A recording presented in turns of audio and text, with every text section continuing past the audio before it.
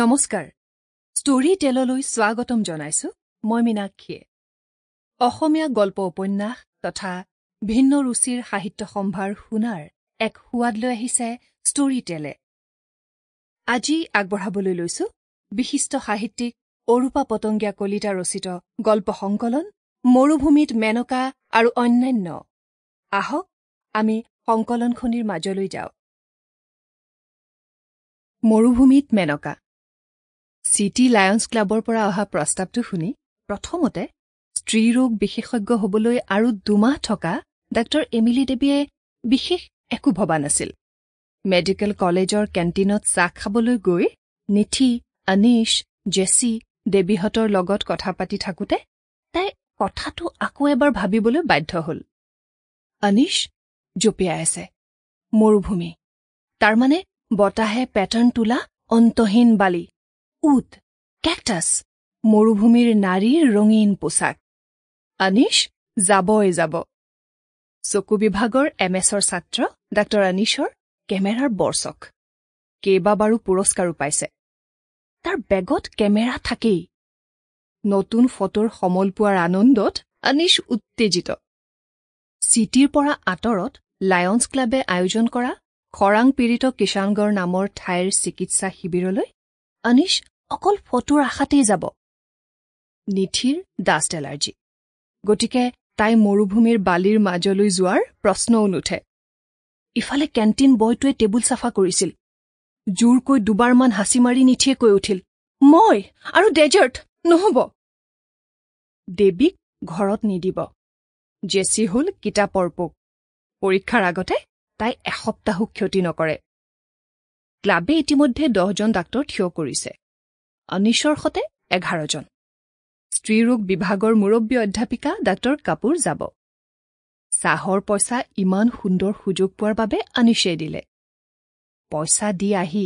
সি চকী এখন টানি এমিলিৰ ওচৰতে বহিলহি এমিলি প্লিজ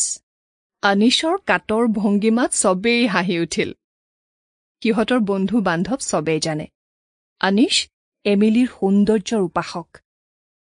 এমিলিয়ে ভাবিব লাগিব বুলি কৈ যাবলৈ ওলাল কেণ্টিনত থকা সকলোৱে স্বয়ংক্ৰিয়ভাৱে তাইলৈ ঘূৰি চালে তাইৰ 13-14 বছৰৰ পৰাই এমিলি এই মুগ্ধ দৃষ্টিবোৰৰ লগত অভ্যস্ত হৈ পৰিছে এমিলি লাহে লাহে কেণ্টিনৰ পৰা ওলাই আহিল নেদেখা হোৱালৈকে তাইৰ 5 ফুট 9 ইঞ্চি দৈৰ্ঘ্যতাৰ লাহি দেহটো বহুত কেইজোৰ মুগ্ধ চকুৱে অনুসৰণ কৰি থাকিল এমিলি পিটিয়ে কাশ্মীৰী ব্ৰাহ্মণ পৰিয়ালৰ জীয়াৰী মাকৰ গোলাপৰ পাপৰিৰ দৰে ৰং আৰু পাঞ্জাবী আৰ্মি অফিচাৰ বাপেকৰ দৈৰ্ঘ্যতা আৰু হাড়ৰ গঠন পাইছে কঠিনে কোমলে মিলি এমিলি এনে এক সৌন্দৰ্যৰ গৰাকী যে মানুহে তাইক দেখিলে হাতৰ বন পেলাই এখন্তেক চাবই লাগিব এই সৌন্দৰ্যৰ বাবেই এমিলি বেদী মডেলিং জগতত এটা পৰিচিত নাম মডেলিঙত তাইৰ চখহে জীৱিকা নহয় তাৰোপৰি এমিলিৰ মাক জীয়েকৰ মডেলিং লৈ একেবাৰে উৎসাহিত নহয় দেউতাকৰ প্ৰশ্ৰয়ৰ বাবেহে তাই অলপ অলপ কাম কৰিব পাৰে মডেলিঙৰ প্ৰতি এমিলিৰ নিজৰ বৰ আকৰ্ষণো নাই বৰ বেছি অনীহাও নাই মডেলিঙৰ জগতখনৰ গ্লেমাৰে তাইক অন্ধ কৰিব নোৱাৰিলেও আকৰ্ষণ কৰা নাই বুলি ক'ব নোৱাৰি বিশেষকৈ মডেলিং ছেছনবোৰৰ যিবোৰ ৰিপৰ্ট বিভিন্ন কাগজ আলোচনীত ওলায় তাত বিভিন্ন সুন্দৰ সুন্দৰ উপমা আৰু ধুনীয়া ভাষাৰে সাংবাদিকবিলাকে তাইক যেনেকৈ বন্দনা কৰে সেয়া পঢ়ি তাই বৰ আনন্দ পায় ডিজাইনাৰে কৰা ধুনীয়া কষ্টিউমবোৰ তাইৰ বৰ ভাল লাগে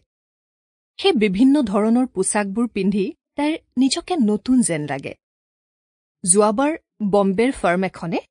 তৈয়াৰ কৰা ক'লা ৰেচমৰ পোছাকযোৰ পিন্ধি তাইৰ নিজকে তৰা বছা ৰাতিৰ আকাশে আৱৰি ৰখা পৰী এজনী যেন লাগিছিল